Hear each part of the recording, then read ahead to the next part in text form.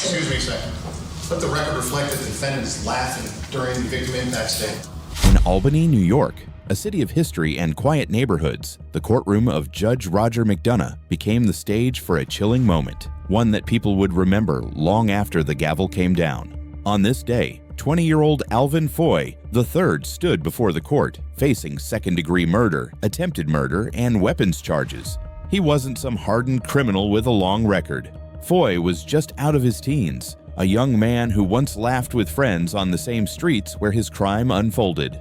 But that laughter would take on a much darker meaning inside the courtroom, because during his sentencing, he smiled, joked, and even laughed, while the sister of his victim poured out her grief just a few feet away. Let's rewind to May 2020, 2 years before the sentencing.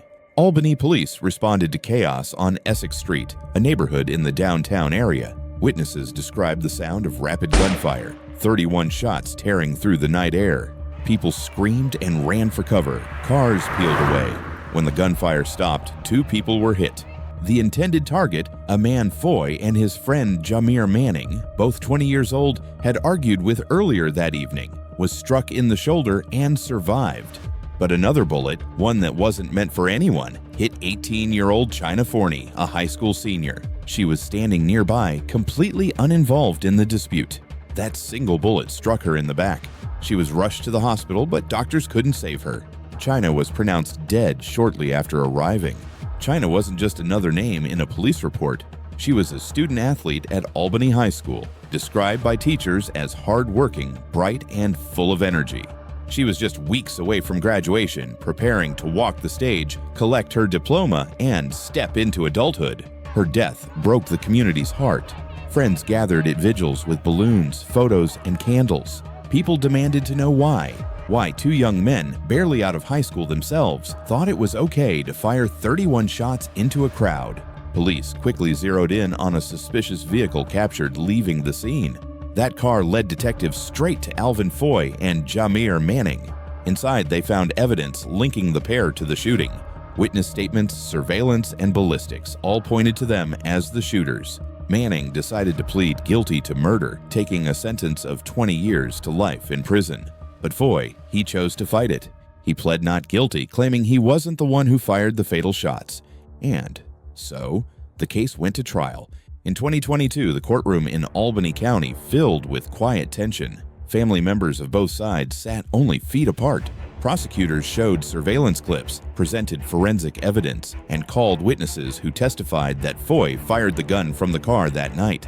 The defense insisted there was doubt that someone else could have pulled the trigger. But when the jury returned, their message was clear: guilty on all counts. Foy was convicted of second-degree murder, attempted murder, and criminal possession of a weapon. Now all that was left was the sentencing, where the victim's family would finally get to speak. It's April 2022. The courtroom is tense but quiet. Cameras are rolling.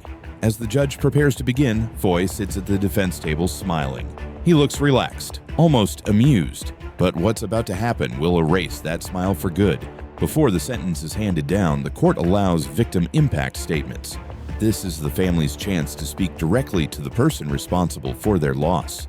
Off camera, China's sister begins her statement. Her voice cracks as she talks about how their family will never be the same, how China's chair at the dinner table is forever empty.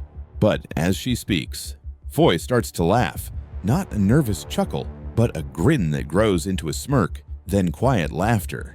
The judge notices immediately. Judge Roger McDonough stops everything. He looks straight at Foy and says, Anyone with a shred of human decency would not sit in the courtroom and laugh at the sentencing. One more time, Mr. Mills, let your client know I'm about to send him back into the holding cells. Any individual with a shred of human decency would not laugh, regardless of whether he wanted to assert his innocence or not.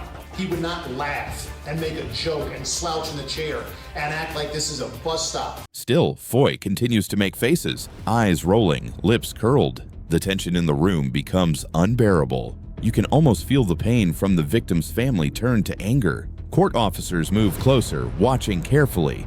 When the sister finishes her statement, the judge gives Foy a chance to speak. What comes next only makes things worse. You want to address the court, Mr. Foy? Yeah. Go ahead. The 6 other witnesses said I wasn't there. We have 2 females said I was there that was on a FaceTime call. Sir, we're not trying the case. The case has been tried. The jury was convinced I'm letting beyond you a know. reasonable doubt. Sir, you can't talk at the same time as I talk because the stenographer is going to take down my words. Okay. If you want your words recorded, you can't try to talk over me. The jury's already decided that issue, sir. Anything else you want to say to the court, sir? Yeah. You're a biased judge and I can't wait to appeal to see my case. I'm innocent. Is that why you were laughing throughout the statements by the She was laughing sister at, of, she is that was why you were at laughing, me. sir? She was laughing at me. Think I'm gonna Anything else, sir? Yes. Go ahead, finish. I'm innocent. You've said that already. Anything else? So I come home, I'm innocent. The defendant stands before this court professing his innocence, and regardless of whether you admit to brutally murdering her, you wouldn't sit at sentencing and laugh about it. I didn't do nothing. That's, sir, your time to speak has ended. It's now the court's time to speak. If you can't conduct yourself appropriately, we'll send you back into the jail and I'll sentence you without you here. Here's the bottom line, sir. Anyone with a shred of human decency would not sit in the courtroom and laugh at the sentencing. One more time, Mr. Mills, let your client know I'm about to send him back into the holding cells. Any individual with a shred of human decency would not laugh, regardless of whether he wanted to assert his innocence or not. He would not laugh and make a joke and slouch in the chair and act like this is a bus stop or a bodega or a park bench. It's one of those moments where you can feel the authority in the room shift. The patience of the court runs out. The judge signals to the deputies. Wrongfully convicted. Take the defendant back into the courtroom. Put her back into the holding cells. Pull his pants up while you're doing it, please. So the courtroom doesn't have to observe that. With the defendant gone, the judge delivers his sentence in absentia, meaning Foy isn't even allowed to be present for the final words. She's going to sentence the defendant in his absence because he obviously has shown that he cannot conduct himself appropriately. Foy will be eligible for parole in 2046 when he's 44 years old. His co-defendant, Jamir Manning, is already serving 20 years to life. The courtroom falls silent. No applause, no celebration, just the sound of quiet tears, the end of a case that never should have happened. For Albany, the murder of China Forney became a symbol of how easily gun violence can tear through a community. It wasn't a gang war or a robbery gone wrong. It was just a senseless act, a petty dispute turned deadly. China's name lives on through community scholarships and local programs. Her friends still visit her memorial on Essex Street, leaving flowers and notes. As for Alvin Foy, he's now an inmate in New York State Prison, serving a life sentence that began with a smirk and ended in silence. Cases like this raise difficult questions. Why do some young men laugh at the pain they've caused? Is it arrogance, denial, or is it simply immaturity, a defense mechanism when facing the weight of a life sentence? Whatever the reason, Judge McDonough's reaction spoke for everyone watching. Courtrooms are places of justice, not comedy. And when you take someone's life, especially a young woman like China who had everything ahead of her, there's no room for laughter. If you've made it this far, here's a question for you. Do you think the judge handled it right? Or should Foy have faced even harsher punishment for his attitude? Let me know what you think in the comments. Every case like this reminds us how fragile life is and how fast a single decision can destroy it.